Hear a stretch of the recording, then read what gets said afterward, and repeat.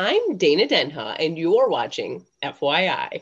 School may look a little different this year with clubs and organizations opting to interact virtually. It can be hard for a nonprofit to raise the funds they were once accustomed to. Watch as past dance marathon at the University of Michigan or DMUM students brighten up lives during the pumpkin season. Dance Marathon at the University of Michigan is on a mission for change. We're actually the largest student nonprofit in the state of Michigan, which is super cool. So we raise funds and awareness for pediatric rehab, and so we support therapies at Mott Children's Hospital and Beaumont Children's Hospital. So there's something like over 27 therapies that we support.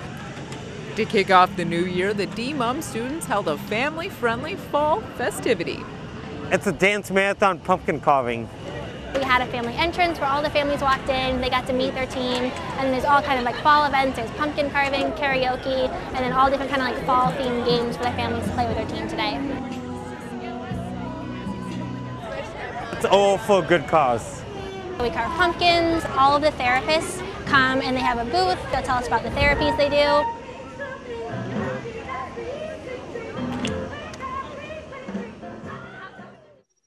For more on Dance Marathon, visit dmum.org.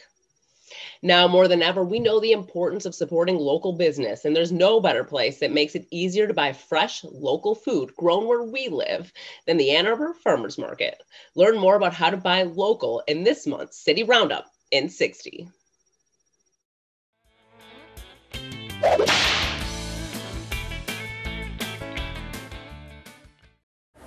Hi, I'm Stephanie Willett, manager of the Ann Arbor Farmers Market in downtown Ann Arbor. We are over 100 years old, so we have plenty of farmers that have been here for generations, plus tons of new farmers. With over 130 businesses, you'll be able to find anything you need. Fresh produce, right now we have sweet corn, berries, peaches, plus artisan goods, baked bread, and cheese. You can find pretty much anything you want here. We're a producer-only market, which means all of our farmers grow and raise their own products. Come on down and visit us. If you come to the office and forget your cash, we can actually help you out. We have a market currency. We can swipe your credit card and give you market bucks to spend. If you have EBT and SNAP, we can also double your dollars for free in order to spend on fruits and vegetables. The market is open year-round on Saturdays from 7 a.m. to 3 p.m. We're also open Wednesdays, 7 a.m. to 3 p.m., May through December. For more information, look to our website at a2gov.org/market. 2020 is a year that the world was shook by loss, maybe your friend, neighbor, or family. The pandemic has created a time of debilitating loneliness through loss. But Arbor Hospice is here to support those in grief while also maintaining safety during the pandemic. Joining me is Margie Martin, Grief Support Services Manager and Community Liaison for Arbor Hospice, here to tell us how we can virtually connect. Welcome to the show, Margie. Thank you. It's a pleasure to be with you, Dana. Can you tell me sort of what Arbor Hospice has had to do to evolve during the pandemic? Because, I'm sure we've heard a lot about, people losing people, but I do think they're very lonely now and they don't know where to turn, but people might feel uncomfortable meeting in person. Yeah, precisely. Well, Dana, I can tell you that prior to the pandemic, we were already offering some virtual programming. But certainly when March, we turned on a dime and we began to kind of look at our programming and ways that we could continue to offer our services to those who are in need. So how are you still offering in-person ones, or is it straight virtual at the moment? It is straight virtual. Yes. No in-person at this time. Yeah, and we can see that changing over time if the numbers from change, which sure they haven't yet.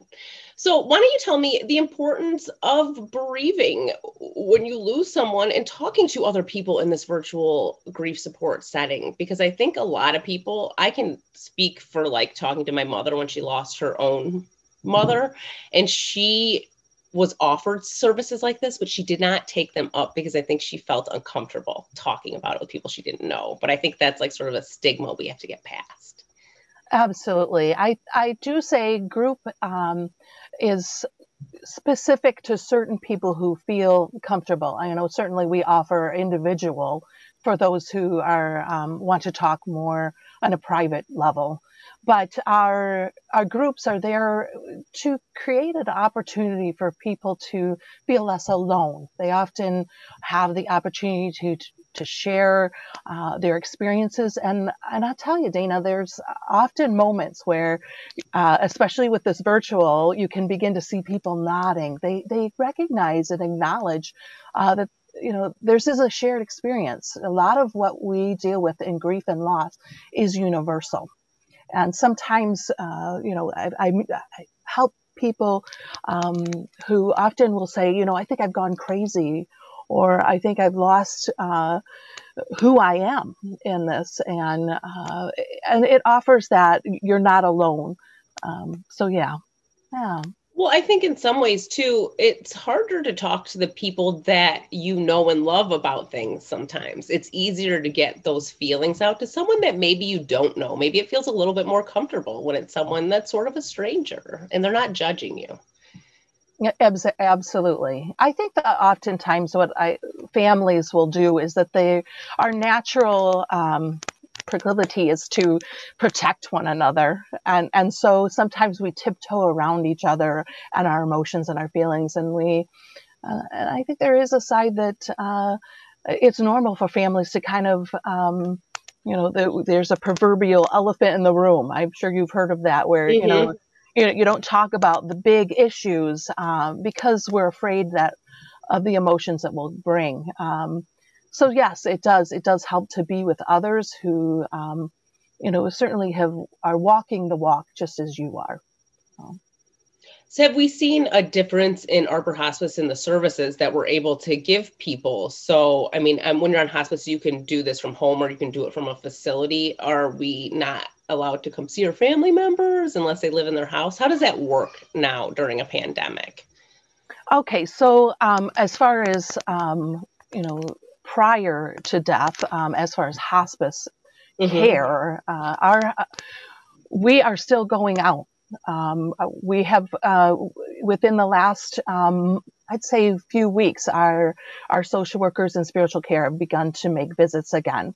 And hospice is not a place, it's a philosophy. And the philosophy is that we come to you. So if you live in a house, we come to you into your home. If you live in a facility, we come to you in that facility, and so on. And so obviously during the initial precautions of the COVID pandemic, there were some facilities that said, we need to limit who comes in. So certainly we had nurses, but we also received this wonderful donation in order to have, iPads. And so we were able to connect virtually with families, and our music therapists would be singing, and they figured out how to work the technology to be able to bring their services to people in their home or in their facility or wherever they reside.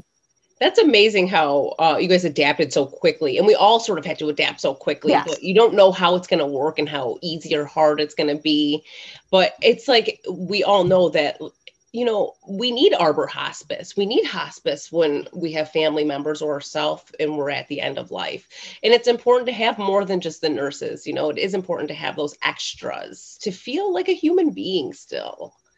Absolutely. On that note, we're just going to take a tiny break and we'll be back with more from Margie Martin and Arbor Hospice.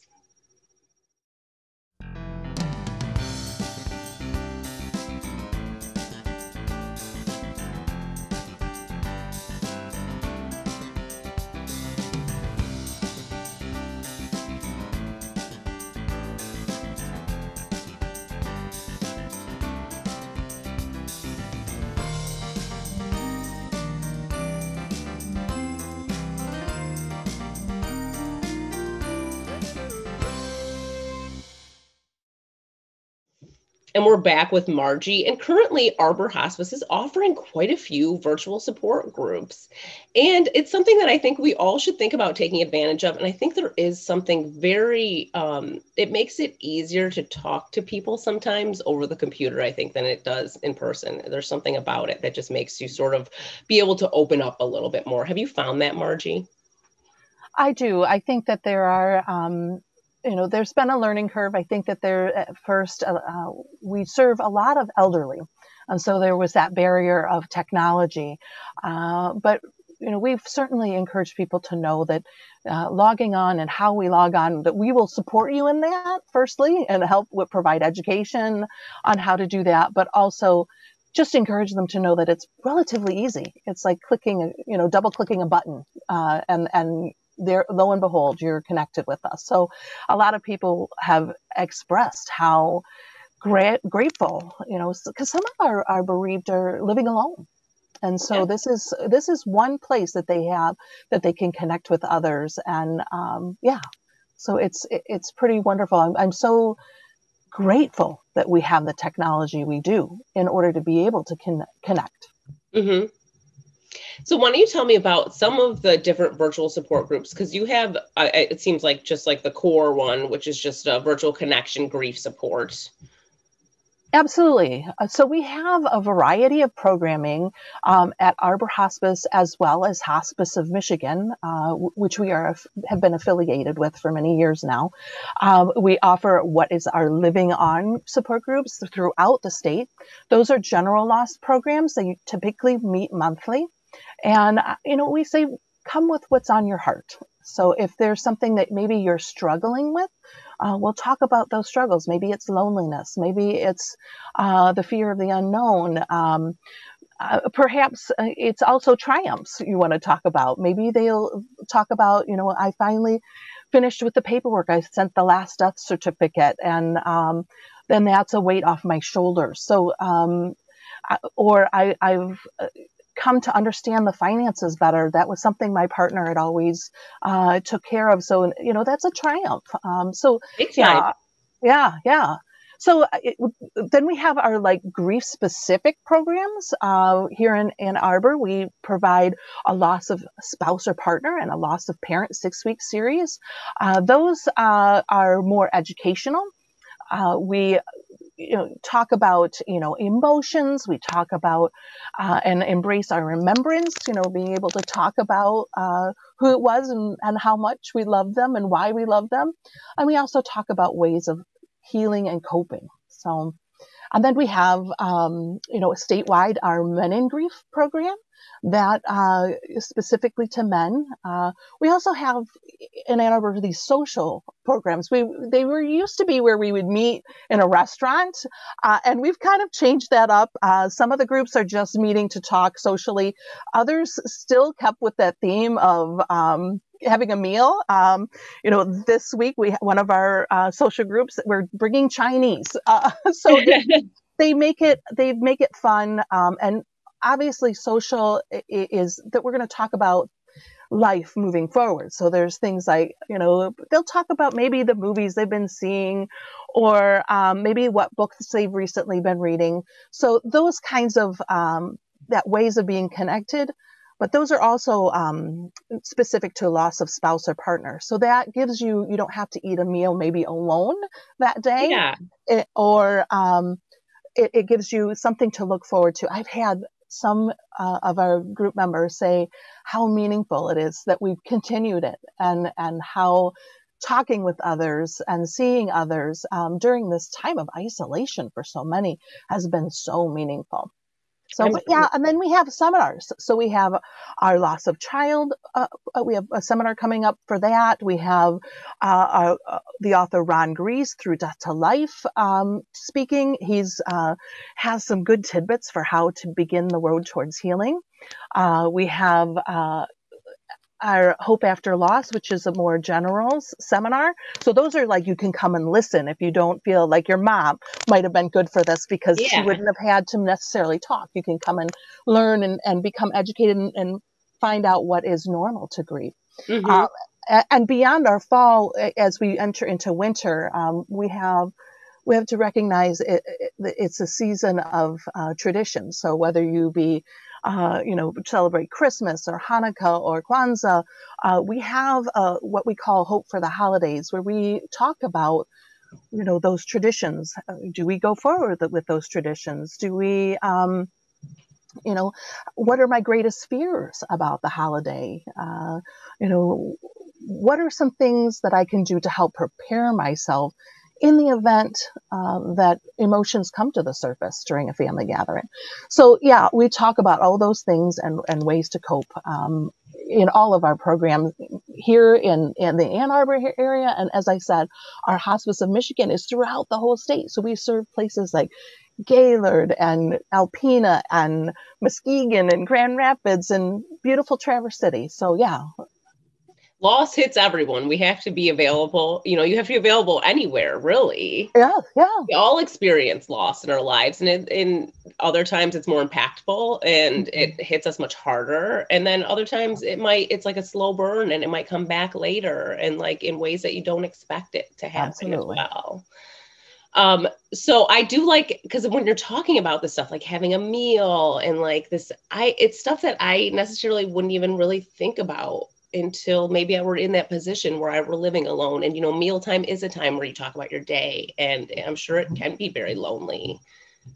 So I think you guys in like the holidays and things like that, where I think that's when, you might really feel that sort of depression from losing that loved one because you're so used to having them in that time. And now, you might have a child, but that child still has their own, a grown child or something, and they might have their own life. So you only have, an hour or two with that person for Christmas or Hanukkah or whatever it might be. So it's really nice that you're thinking about ways that when these people are lonely, that they have somewhere to go and they have someone to be with and someone to talk to, even if it is over the computer. Yes. So do you go on the website, register? How do you get involved in these virtual support groups? Yes, thank you for asking that. You can visit our website. We have two websites. One is arborhospice.org. The other one is HOM, which is hospiceofmichigan.org. Not only do we have our programs, we like to look at things sideways sometimes. How can we reach people who aren't comfortable with groups? So we have things like our Notes of Hope, which are short weekly affirmations. You can sign up right on our website. We also we have a millennial that is he's technology focused, and he has asked us for some names of songs, and he's created these playlists on Spotify. So there's different ways that our websites are helpful to learn more about our programming, but also to have resources to other things that are available. So. Yeah. So before we go, why should people take advantage of these virtual support groups? And do you have to do it like we are, where we see each other, or can you just do it where you just are your voice? Do you have to see the person? Is it just phone? We have, you don't have to be in face-to-face like this. I have, in my Living On group, I have a regular that usually calls in.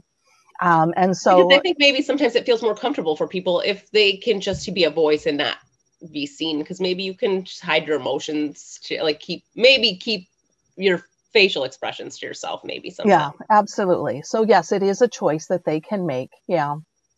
So I do also want to ask in my closing thoughts, if you've been touched by our programming, or, if our programming seems like something you want to see continuing in our community, I just ask that, if we are funded through donations. So, if you have it in your heart to give, we ask that you think of us in order to be able to continue this, what we consider sacred work.